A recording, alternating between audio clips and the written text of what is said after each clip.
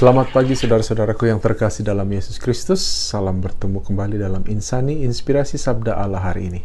Mari kita mengawali renungan singkat kita pada hari ini dengan tanda kemenangan Kristus dalam nama Bapa dan Putra dan Roh Kudus. Amin.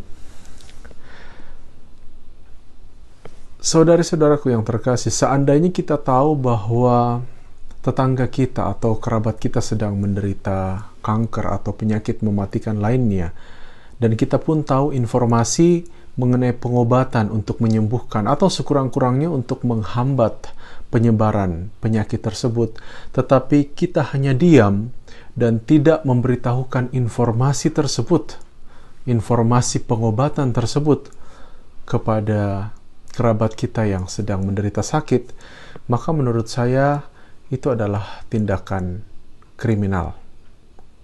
Meskipun tidak bisa dikategorikan sebagai kriminal di mata hukum, tetapi menurut saya kriminal secara moral.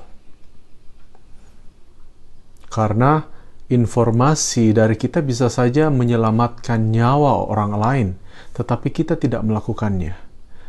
Kita hanya diam terhadap seseorang yang menderita di sekitar kita. Nah, saya yakin tidak seorang pun dari kita yang akan tega melakukan hal ini, bukan? Tetapi ada kenyataan lain yang saya ingin tanyakan kepada kita semua. Bagaimana seandainya jika kita tahu tentang jalan pengampunan? Kita tahu tentang kedamaian, tentang cinta kasih yang sejati, tentang keselamatan dan kehidupan kekal yang ditawarkan oleh Allah, tetapi kita tidak membagikan informasi atau sabda bahagia tersebut kepada orang-orang di sekitar kita. Apakah itu juga termasuk tindakan kriminal? Silakan dijawab dan direnungkan sendiri. Saudari-saudaraku yang terkasih, sebagai pengikut Kristus, satu-satunya pribadi yang menawarkan dan menjanjikan keselamatan kepada semua orang yang percaya dan melakukan perintah Allah, kita memiliki berita terbaik di dunia ini untuk kita sampaikan kepada semua orang.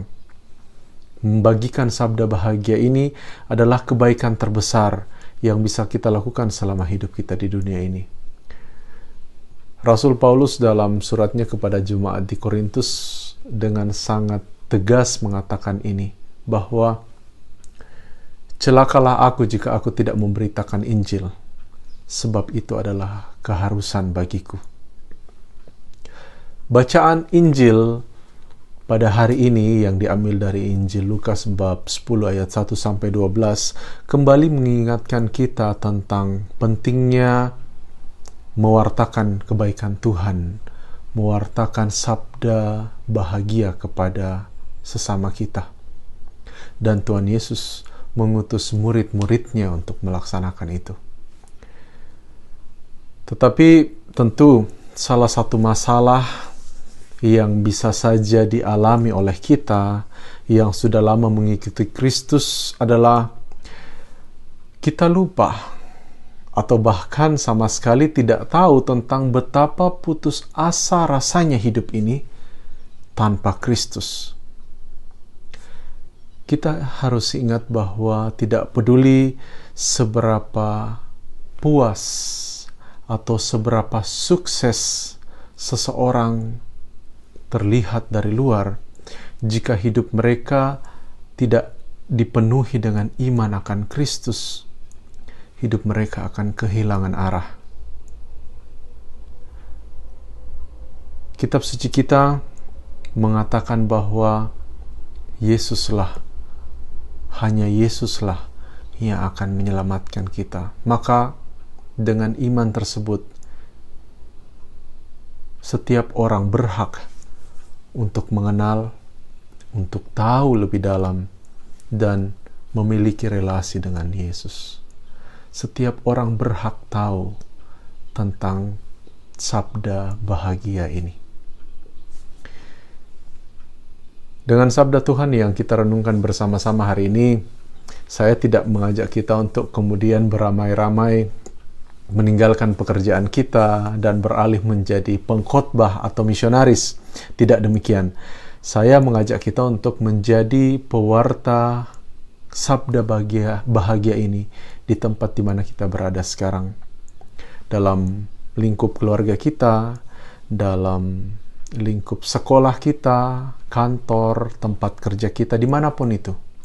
Wartakanlah kebaikan Tuhan yang telah kita rasakan dalam hidup kita. Wartakanlah kebaikan Tuhan yang selalu mengasihi kita, selalu mengampuni kita, dan selalu siap menerima kita jika kita ingin kembali kepadanya. Dengan kata lain, jadilah saksi Kristus dalam kehidupan kita sehari-hari melalui cara hidup kita, di mana kita harus selalu siap untuk mengampuni orang yang bersalah kepada kita, belajar mencintai dan bahkan mendoakan orang yang melukai kita, berusaha untuk selalu menjadi pembawa damai dimanapun kita berada.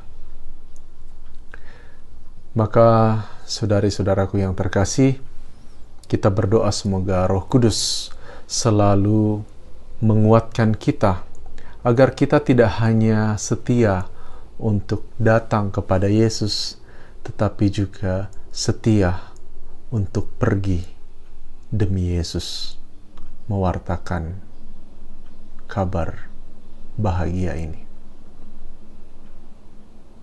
Amin. Dalam nama Bapa dan Putra dan Roh Kudus. Amin. Terima kasih saudara-saudariku yang telah mendengarkan renungan hari ini. Saya, Pastor Marcel Lolotandung, mengucapkan berlimpah terima kasih kepada Pastor Galuh CICM.